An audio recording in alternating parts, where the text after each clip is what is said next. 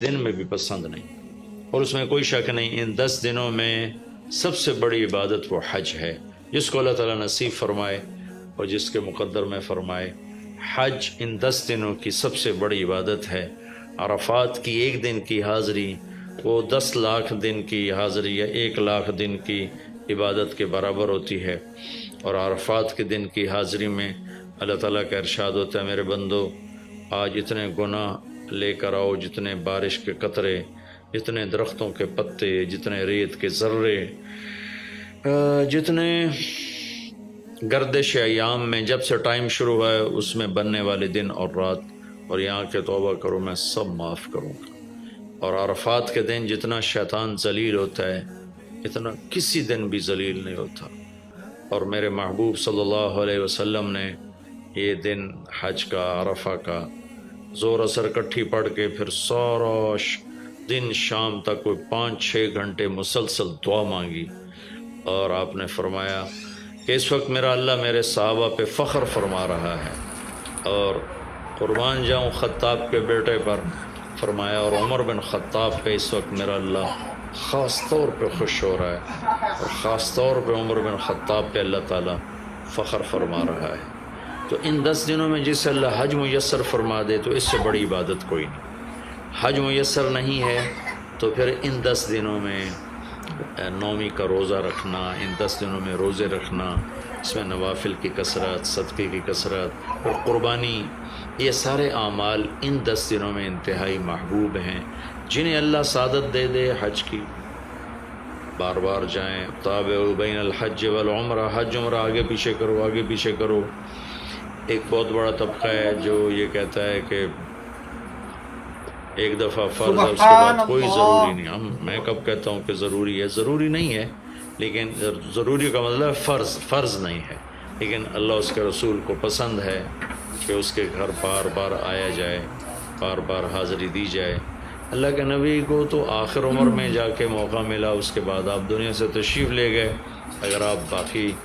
اگر آپ اس کے بعد زندہ رہتے تو یقیناً آپ ضرور حج کرتے، چونکہ آپ نے جتنے سال مکہ میں گزارے آپ نے ہر سال حج کی، نبوت کے اعلان سے پہلے بھی اور نبوت کے اعلان کے بعد بھی آپ نے مسلسل حج کی، اور 4 عمرے آپ نے فرمائے زندگی میں، 4 عمر۔ ایک عمرہ مدینہ سے خاص طور پر تشریف لائے جس کو ہم صلح حدیبیہ کہتے ہیں، وہ ہو نہیں سکا، لیکن آپ نے وہیں عمرے کا کام پورا کیا، سر مڑائے، احرام کھولے، پھر اگلے سال آپ اس کی قضاء کے لیے تشریف لائے۔ پھر ایک عمرہ آپ نے فتح مکہ کے بعد جعرانہ سے احرام باندھ کے تشریف لائے اور عمرہ کیا، اور ایک عمرہ آپ نے اپنے حج کے ساتھ کیا۔ صدیقی دور میں پہلا سال جنگوں میں گزر گیا، دوسرے سال صدیق اکبر اپنے پورے ساتھیوں کے ساتھ حج پہ تشریف لائے۔ فاروقی دور میں عمر بن خطاب رضی اللہ تعالیٰ 10 سال حکومت کی، 10 سال حج کیا، ہر سال حج پہ تشریف لائے۔ عثمان رضی اللہ تعالیٰ عنہ نے اپنی خلافت کے دور میں جب تک امن رہا ہر سال حج کرتے رہے، جب فساد شروع ہوا تو آپ رکے اس میں شہید ہو گئے۔ علی رضی اللہ تعالیٰ عنہ کو موقع نہیں ملا، جنگوں میں زندگی گزر گئی، اور اسی میں آپ اللہ پاک کی بارگاہ میں پہنچ گئے۔ تو لیکن باقی 3 ساتھیوں کی خلافت کے دور میں آپ نے بکثرت حج اور عمرے کیے۔ تو دین کے کسی عمل کو یوں کہہ کر ہلکا نہیں بنانا چاہیے کہ اس کی کیا ضرورت ہے، اتنا پیسہ خرچ کرتے ہیں، اس کی کیا ضرورت ہے، کسی غریب کو دے دیا جائے۔ یہ اس طرح تقابل نہیں کرنا چاہیے کہ اللہ کے گھر کی حاضری کو اتنا ہلکا نہیں سمجھنا چاہیے۔ میرا اللہ بلائے تو بار بار جانا چاہیے، اور جس کو اللہ توفیق دے عمرے پہ جائے، حج پہ جائے۔ ہاں، غریبوں پر بھی خرچ کرے، اپنے رشتہ داروں پر خرچ کرے، ضرورت مندوں پر خرچ کرے، لیکن اللہ کے فضل سے امید ہے جو اس طرح اللہ کے گھر جانے پر خرچ کرتے ہیں تو اپنے اللہ کے فضل سے غریبوں پر بھی خرچ کرتے ہیں۔ اس کو آپس میں یوں اس کا مقابلہ نہیں کرنا چاہیے، چیز اللہ کو پسند نہیں ہے۔ شہنشاہ کے، دنیا کے سب سے بڑے بادشاہ کے دربار میں حاضری کو ہم اتنا ہلکا نہ سمجھیں، بہت بڑی سعادت ہے۔ حضرت امام حسن کی سنا دیتا ہوں۔ امام حسن رضی اللہ تعالی عنہ نے 20 حج پیدل کیے، مدینہ سے پیدل تشریف لاتے تھے اور حج فرماتے تھے۔ 20 حج، یہ تو اہل بیت کیا جگر گوشہ رسول ہیں اور جگر اہل بیت ہیں، تو 20 حج فرمایا آپ نے، پیدل فرمائے، مدینہ سے تشریف لائے مکہ پیدل۔ ایسے امام حسین رضی اللہ عنہ نے کئی حج پیدل مجھے ان کا عدد یاد نہیں، امام حسن کا مجھے یاد ہے 20 حج پیدل کے، اور اللہ کے نیک بندوں نے برس ہا برس اللہ کی بارگاہ میں پیدل حاضریاں دی ہیں۔ تو ان 10 دنوں میں عبادت کا ذوق بڑھنا چاہیے، نوافل بڑھائے جائیں، ذکر بڑھائے جائے، تلاوت بڑھائی جائے، ہمت ہو تو روزے رکھے جائیں، خاص طور پہ 9 تاریخ کا روزہ، پچھلے سال کے سارے گناہ معاف ہو جاتے ہیں ایک دن کا جو روزہ ہے۔ پھر اس کا دوسرا جو بڑا عمل ہے وہ قربانی ہے، اور یہ قربانی آدم علیہ السلام سے چلی آ رہی، وَاتْلُ عَلَيْهِمْ نَبَأَ ابْنَيْ آدَمَ بِالْحَقِّ إِذْ قَرَّبَا قُرْبَانًا فَتُقُبِّلَ مِنْ أَحَدِهِمَا وَلَمْ يُتَقَبَّلْ مِنَ الْآخَرِ۔ اس قربانی کی بنیاد تو آدم علیہ السلام سے پڑی ہے، لیکن ہمیں جو حکم ملا وہ سنت ابیکم ابراہیم، وہ ابراہیم علیہ السلام کی سنت ہے قربانی۔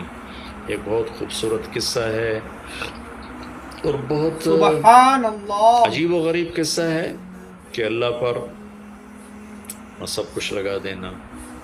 ایک شخص کو اولاد کے لیے دعا مانگتے مانگتے مانگتے کچھ 60 برس گزر گئے، 65 برس گزر گئے۔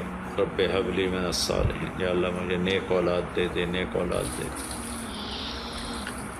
نیک اولاد میری 84 سال کی عمر، اللہ نے 84 سال کی عمر میں بیٹا دی۔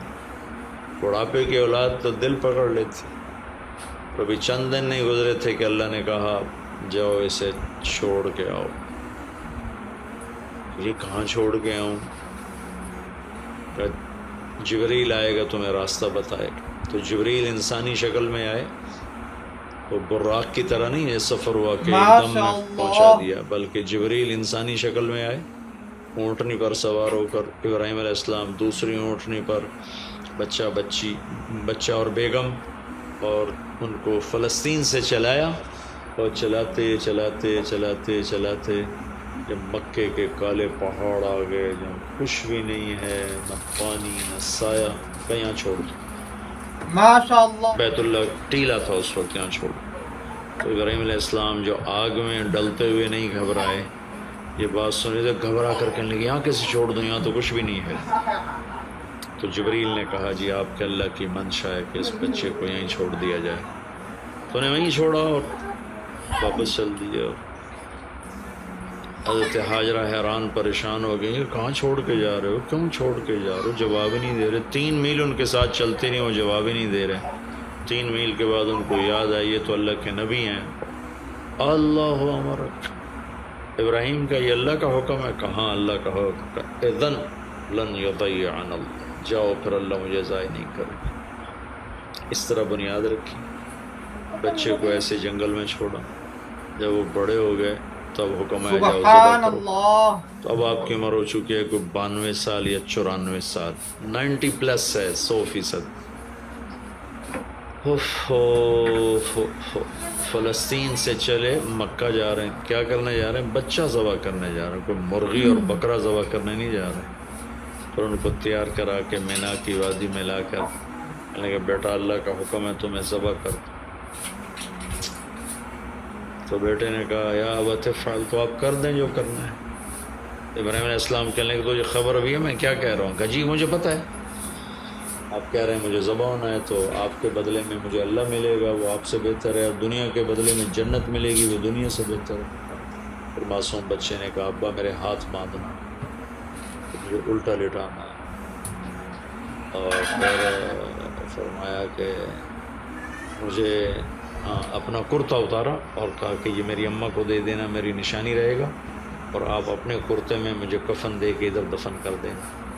تو ان کے ہاتھ باندھے، پاؤں باندھے، الٹا لٹایا، اپنا گھٹنا رکھا ان کی کمر پر، ان کے سر کے بال اٹھایا تھوڑا سا اوپر کر کے نیچے چھری چلانے کے لیے، ایک ہاتھ میں بال تھے ایک ہاتھ میں چھری تھی، اور یوں آسمان کو دیکھا کہ اللہ تو مجھ سے ناراض ہو گیا ہے کہ اسماعیل کی محبت نے میرے دل میں جگہ پکڑ لی ہے۔